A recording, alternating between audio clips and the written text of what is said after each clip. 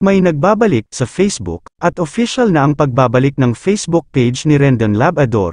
Makikita sa post ni Rendon Labrador na, masaya siyang na naibalik na niya ang kanyang Facebook account.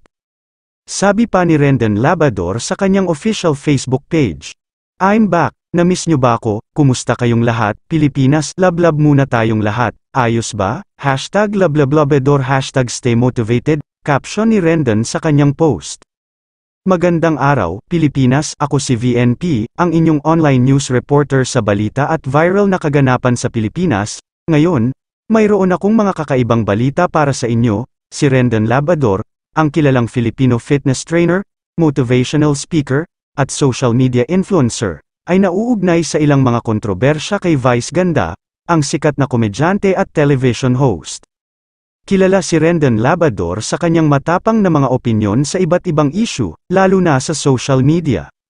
Si Vice Ganda ay isa sa mga pinakamatagumpay at impluwensyal na personalidad sa Philippine showbiz.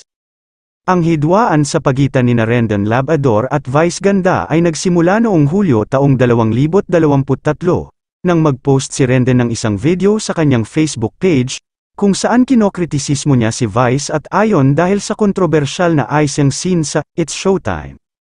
Sa eksena, makikita sina Vice at Ayon na naglalakad ng icing sa isa't isa ng parabang may mali siya. Tinawag ni Rendon ang kanilang ginagawa na kahayupan, at sinabi na sila ay nagbibigay ng masamang halimbawa sa mga kabataan.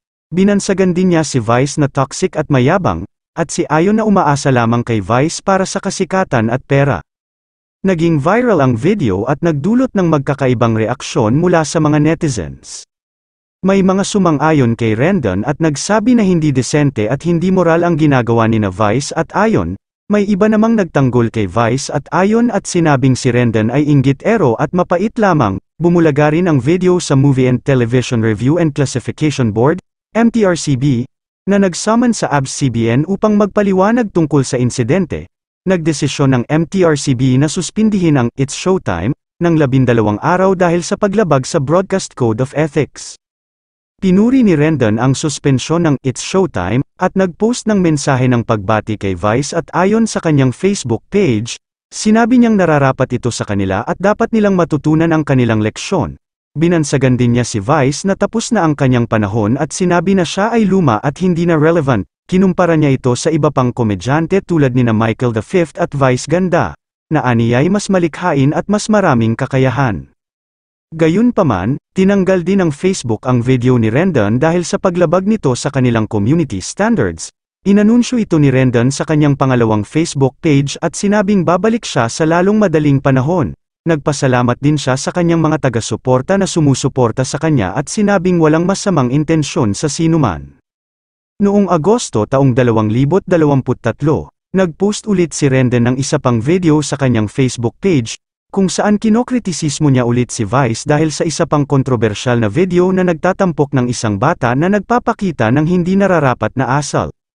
Sa video, na kinuha mula sa YouTube channel ni Vice, makikita si Vice na nagpapagawa ng mga nakakatawang galaw tulad ng paglabas ng dila, pagkiss, at pagwink mula sa isang bata na tinawag na Jong. Sinabi ni Rendon na ito ay isa pang halimbawa ng masamang impluwensya ni Vice sa mga bata at dapat siyang itigil ang pang-aabuso sa kanila para sa views at pera. Hamon din ni Rendon si Vice sa isang one-on-one na debate ukol sa anumang paksa na gusto nitong pag-usapan. Sinabi niya na nais niyang patunayan na mas matalino at mas may kaalaman siya kay Vice. Sinabi rin niya na nais niyang ilantad ang tunay na kulay at personalidad ni Vice.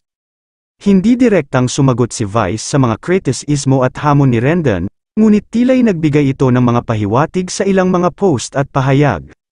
Sa isa sa kanyang Instagram stories, nagpost si Vice ng isang quote na nagsasabing, "Huwag makipagtalo sa mga hanggal dahil ang mga tao mula sa malayo ay hindi makakakilala kung sino ang sino." Sa isa pang post, ibinahagi niya ang larawan niya na may caption na, "Hindi ako narito para mangyari ang kahit ano maliban sa sarili ko." Sinabi rin niya sa isa sa kanyang mga interview na hindi siya interesado sa mga sinasabi ng iba tungkol sa kanya basta't masaya siya sa kanyang sarili. Noong Setyembre taong 2023, nagulat si Rendon nang humingi siya ng paumanhin kay Vice Ganda, Ayon Perez, Michael V, at iba pang mga celebrities na matindi niyang binatikos online. Sa isang interview kay OG Diaz, sinabi ni Rendon na natutunan niya ang kanyang mga pagkukulang at nais niyang magbago para sa kabutihan. Sinabi niya na walang masamang intensyon sa sinuman at nais niyang tulungan silang magising. Nagpasalamat rin siya para sa mga nagawa nila at umaasa siyang makakatrabaho sila sa pagpapabuti ng Pilipinas. Ano masasabi niyo sa pagbabalik ni Rendon Labrador? Comment down below at like na rin ang video na ito. Salamat sa pagtutok sa ViralNet Pinoy News, mag-ingat kayo at magandang araw. Kung bago ka pa lang sa channel ko, maaari ka bang mag-subscribe at like na rin ang video na ito. Salamat sa panunood.